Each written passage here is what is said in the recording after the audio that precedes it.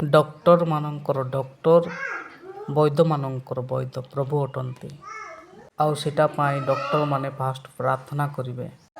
Operation ପୂର୍ବରୁ ପ୍ରଭୁ ଯୀଶୁ ପାଖରେ ପ୍ରାର୍ଥନା କରି ସେମାନେ ଅପରେସନ୍ କରୁଅଛନ୍ତି।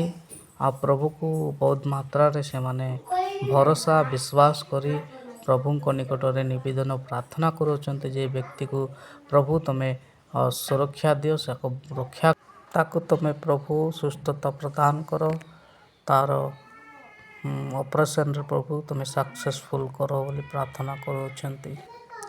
ଫାଷ୍ଟ ପ୍ରାର୍ଥନା, ତାପରେ ପ୍ରଭୁଙ୍କର ପ୍ରଶଂସା କରି ନର୍ସମାନେ ମଧ୍ୟ ପ୍ରଭୁଠାରେ ବିଶ୍ୱାସ କରି ସେମାନେ ପ୍ରାର୍ଥନା ଫାଷ୍ଟ କରୁଛନ୍ତି। ପ୍ରଭୁଙ୍କର ଗୀତ ଗାଇ ପ୍ରଭୁକୁ ପ୍ରଶଂସା ମହିମାନ୍ୱିତ କରୁଅଛନ୍ତି।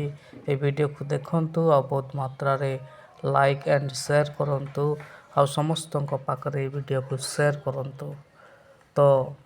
ତ ଏବେ ଆମେମାନେ ଦେଖିପାରିଲୁ ଯେ ଡକ୍ଟରମାନେ ମଧ୍ୟ ପ୍ରଭୁ ପାଖରେ ଭରସା କରନ୍ତି, ମନୁଷ୍ୟ ଉପରେ ନାହିଁ।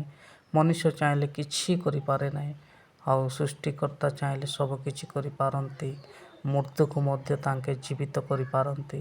ଅସୁସ୍ଥ ଲୋକକୁ ମଧ୍ୟ ପ୍ରଭୁ ସୁସ୍ଥତା ପ୍ରଦାନ କରନ୍ତି। ତ ଠିକ୍ ସେଟା ସେ ବିଷୟ ଜାଣିଛନ୍ତି ବୋଲି ନର୍ସ, ଡକ୍ଟର ସମସ୍ତେ ପ୍ରଭୁକୁ ବିଶ୍ୱାସ କରି ତାଙ୍କଠାରେ ପ୍ରାର୍ଥନା କରୁଅଛନ୍ତି।